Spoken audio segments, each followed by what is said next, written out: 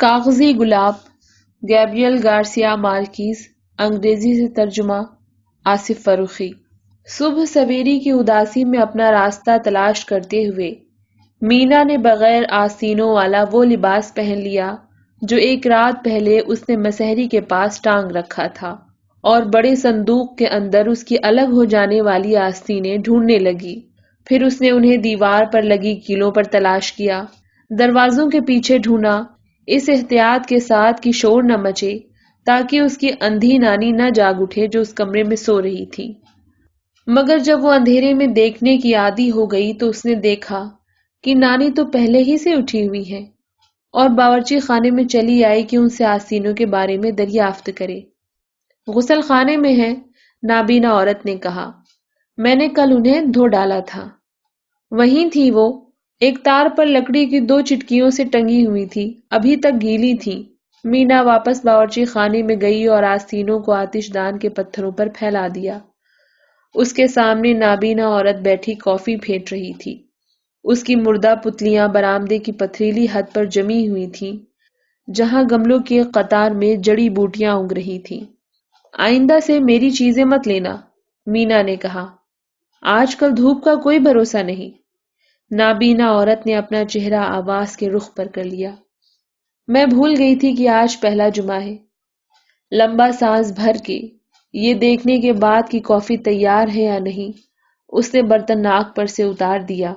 کاغذ کا ٹکڑا نیچے رکھ لو کیونکہ یہ پتھر میلے ہیں۔ مینا نے اپنی انگشت شہادت آتش دان کے پتھروں پر پھیر کر دیکھی۔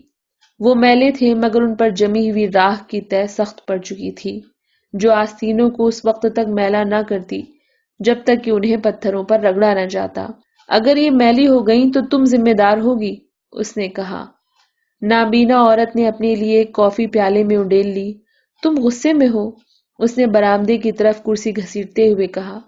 غصے کی حالت میں عشاء ربانی حاصل کرنا بے حرمتی ہے۔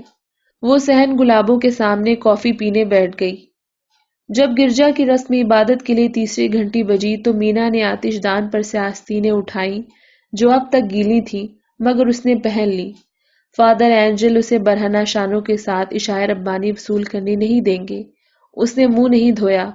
اس نے چہرے پر سرخی کے آثار تولیے سے مٹائے، دعاؤں کی کتاب اور شال اٹھائی اور سڑک پر نکل آئی۔ کوئی پاؤ گھنٹے بعد وہ واپس آ گئی۔ تم وہاں کتاب مقدس کی تلاوت کے بعد ہی پہنچ پاؤ گی، نابینا عورت نے صحن میں گلابوں کے سامنے بیٹھے بیٹھے کہا۔ مینا سیدھی بیت الخلاء میں گھس گئی۔ میں عبادت میں نہیں جا سکتی، اس نے کہا، میری آستین گیلی ہیں اور سارے لباس پر سلوٹیں ہیں۔ اسے احساس ہوا جیسے سب کچھ جاننے والی نگاہیں اس کا پیچھا کر رہی ہیں۔ پہلا جمعہ ہے اور تم عبادت کے لیے نہیں جا رہی، نابینا عورت پکار اٹھی۔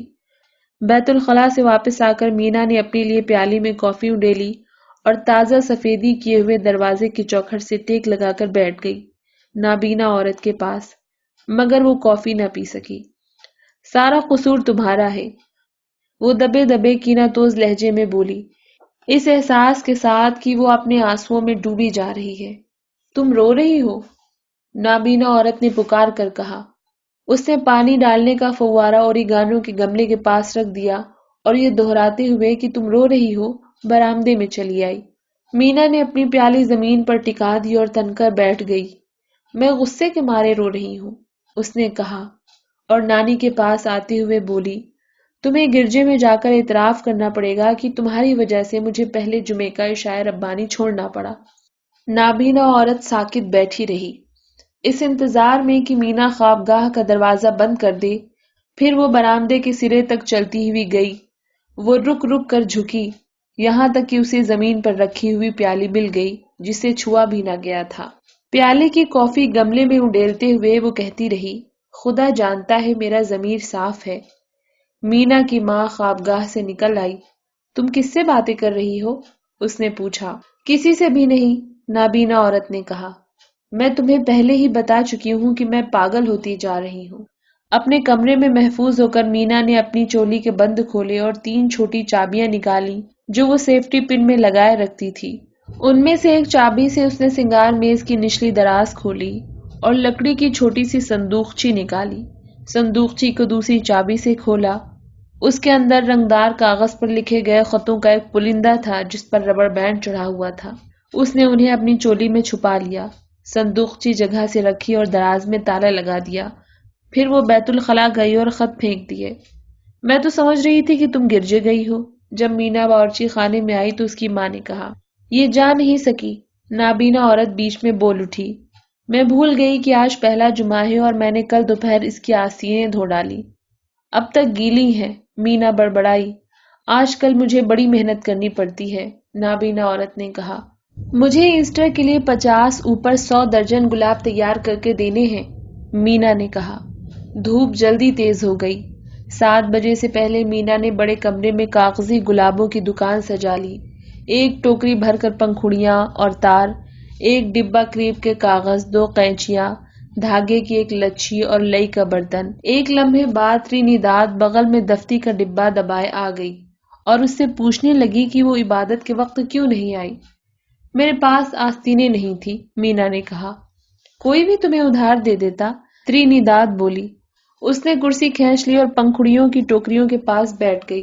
بہت دیر ہو چکی تھی، مینا کہنے لگی۔ اس نے ایک گلاب مکمل کیا، پھر ٹوکری اپنے پاس کر لی کہ پنکھڑیوں میں قینچی سے چنٹ ڈال سکے۔ ٹرینیداد نے دفتی کا ڈبہ زمین پر رکھ دیا اور کام میں شامل ہو گئی۔ مینا نے ڈبے کی طرف دیکھا۔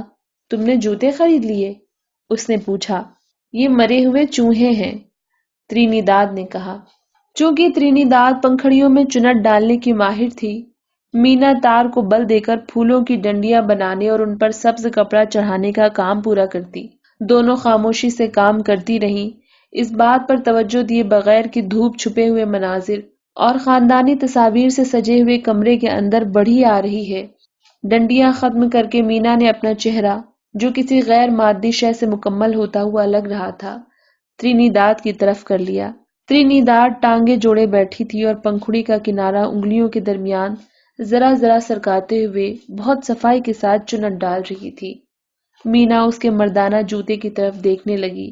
ٹرینیداد سر اٹھائے بغیر اپنا پیر ذرا سا پیچھے کیے ہوئے تھی اور کام روکے بغیر اس سے نظر چرا گئی۔ کیا بات ہے؟ اس نے پوچھا۔ مینا اس کی طرف جھکی۔ وہ چلا گیا، اس نے کہا۔ ٹرینیداد کی قینچی چھوٹ کر اس کی گود میں گر پڑی۔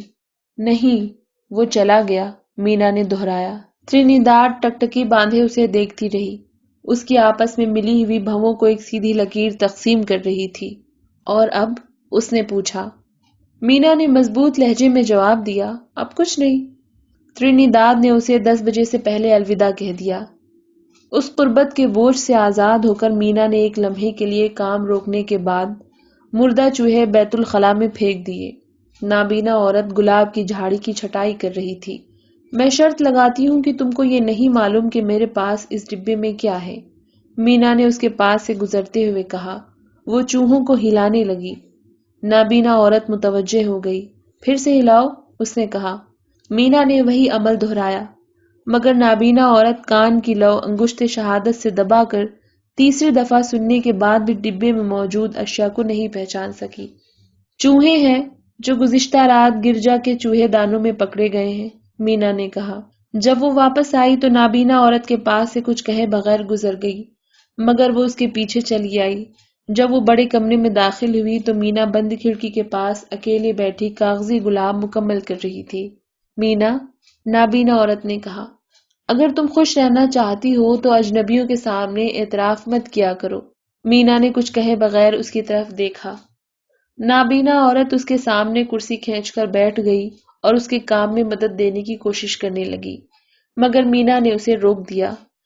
تم گھبرا رہی ہو، نابینا عورت نے کہا۔ تم عبادت کے لیے کیوں نہیں گئی؟ نابینا عورت نے پوچھا۔ تم اس کی وجہ خوب اچھی طرح جانتی ہو۔ اگر صرف آستینوں کی وجہ ہوتی تو تم گھر سے باہر ہی نہ نکلتی، نابینا عورت نے کہا۔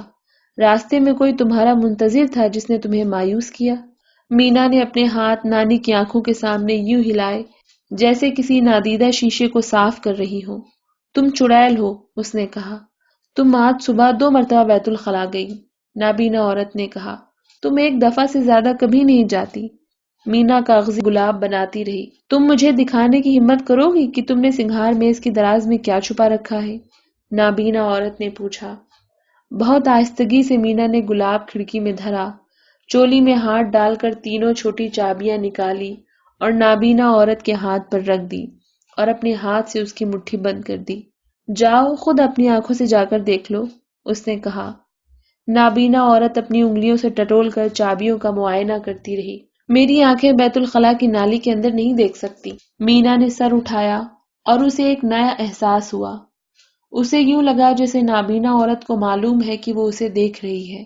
اپنے آپ کو نالی میں گرا کر دیکھ لو اگر تمہیں اتنی ہی دلچسپی ہے کہ میں کیا کرتی ہوں۔